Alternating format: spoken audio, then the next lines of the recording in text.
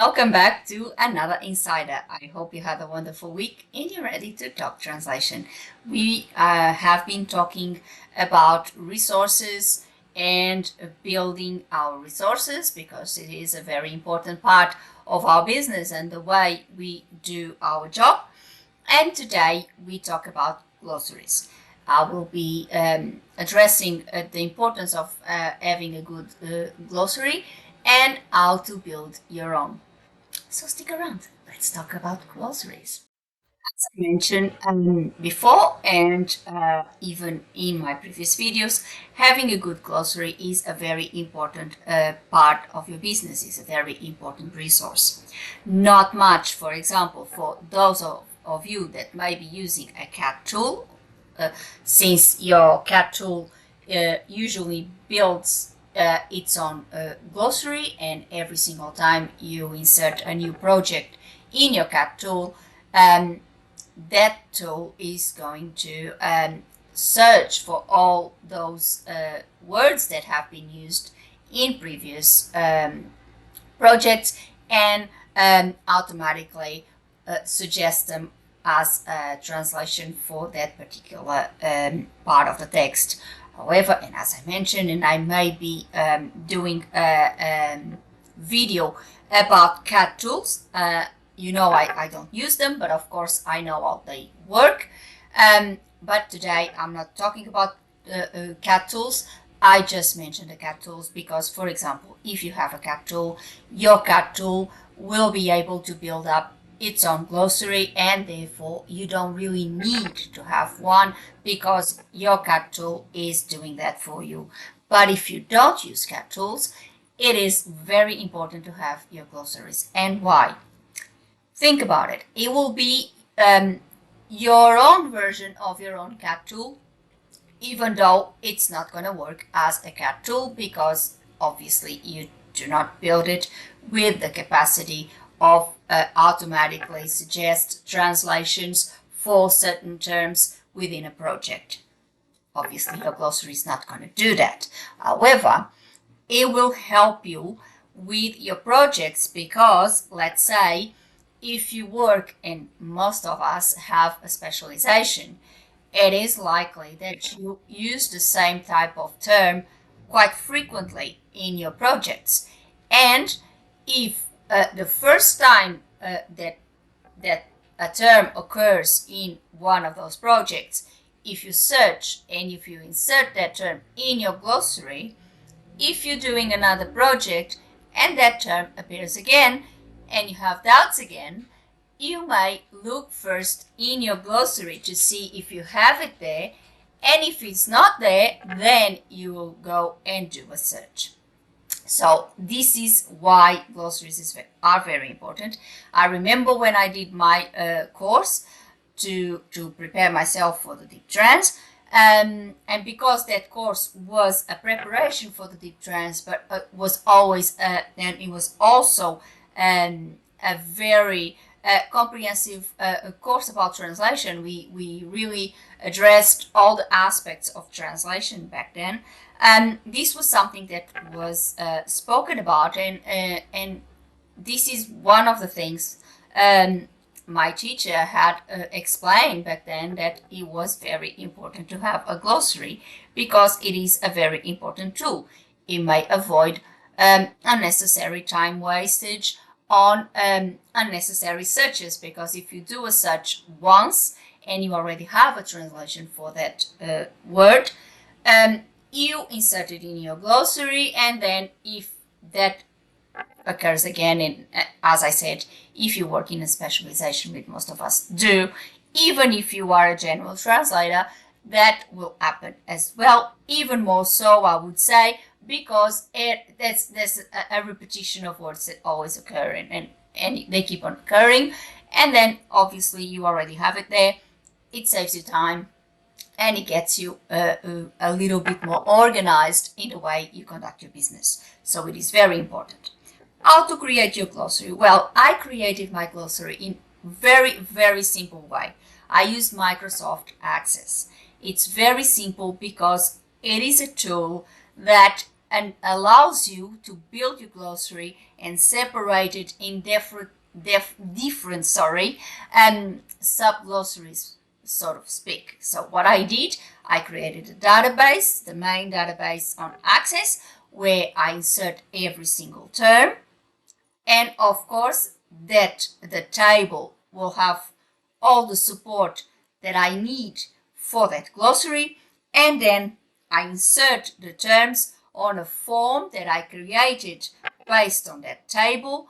And on that form, I will then set the different subjects. For example, I have a sub-glossary for business and finance. I've got another sub-glossary for legal terms, etc., etc. For aviation, because it's one of my main specializations, and so forth and so forth. So it is important that you do that, and it's a simple, easy way. I would say you can build up the whole database. I wouldn't waste, or I wouldn't. It wouldn't take you more than, I would say, 2 hours if you want to build it fancy. And I must admit I did, putting everything in your form, etc., etc. 2 hours, I would say, it's a reasonable time for you to build up everything, and then you just need to start, populating that database with all your terms, all your words. And that is another part of your job that I believe is very important. Every single project that you do, please open your glossary. I always have that database open. And then if you need to search for a term, I will search for that term. If I do a research and I find a new term, I insert it on the database straight away, so I don't forget about it, and my database keeps on increasing and keeps on having all the data that I really need to future projects. So it is important that we do this. It is very simple. It's a very simple thing to do.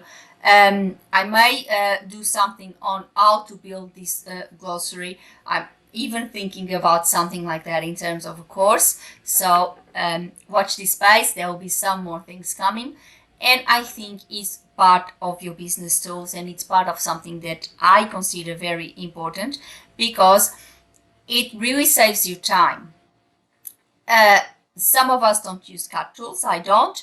And having a good glossary, it's the next best thing, I would say, because you don't have the cut tool to go there and automatically suggest a term.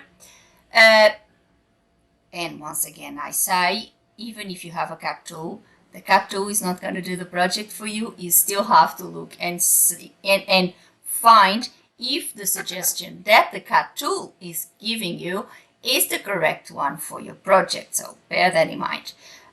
But you search for the term, you see what you find or what you found in your previous research, and then you see what adequate option is for that particular project. Sometimes you might even need a second research to see if there is more terminology that you can find. And of course, there is always glossaries online. I have spoken about these in a previous video where I was talking about our resources. Those are very important, and you know that.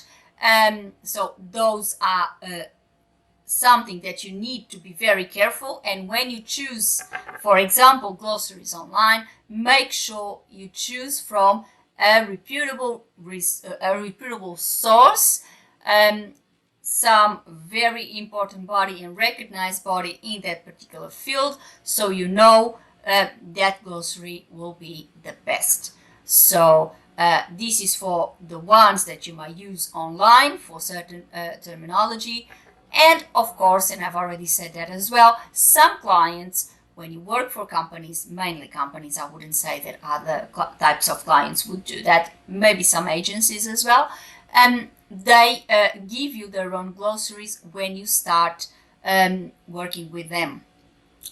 Or sometimes, and this happened with me, with one of my current clients, when you start working for them, you kind of start off building up that glossary, building up that terminology. I remember I also work, as you know, in the casino game industry. And when I started working for them, we kind of have that period where we set up a certain term, a certain terminology that should be used throughout all the documents that were to be translated into European Portuguese for that particular company. So that is another thing that may happen if you work for example, a corporate client, and sometimes even agencies give you already a glossary of the words that they want to use for a certain terminology, and they give you that terminology, so you use it in all the projects that you have to do for that particular client regarding to that particular company. So this is what may happen in regards to glossaries. It is a very important tool, and it is one that you can, as I said, build very easily. And if you have it open throughout your projects, and every single time you do a research and find a new term, if you put it in your database, you'll have it all there. If it happens again, you will have the term there and you don't need to search again. So this is something that is very useful, very good, and will save you lots of time. That's all for today. I hope you really liked this insider. I hope it really gave you ideas about how you can build up your own glossary. It is simple, as I said, very, very simple. You can use Microsoft Access and you will get one done in basically no time. And of course, then there will be many other options that you may search for. Obviously, I'm just suggesting the one that I'm using because it's something that we all have Microsoft Office because it is a tool that we need for our work. So we all have Microsoft Access. So it's something that we are not going to pay extra to have that done because we already have that application with Microsoft Office. So that's why I'm suggesting this. But obviously there will be plenty of other options that you may find. And it is something that I think is very important. But as I said, and I always say, if you have any questions, please feel free to put your questions down below and I'll be very happy to answer. Or if you have any suggestions for a future video, some subject that you would like to see discussed in our Insider, please suggest and I will be, as I said, very, very happy to address it. Before I go, put a like on the video and subscribe the channel with a little click on the bell so you get a notification of a new insider every week. Before I go, I would like to thank you all for watching. See you next week. Have a good one. Thank you. Bye.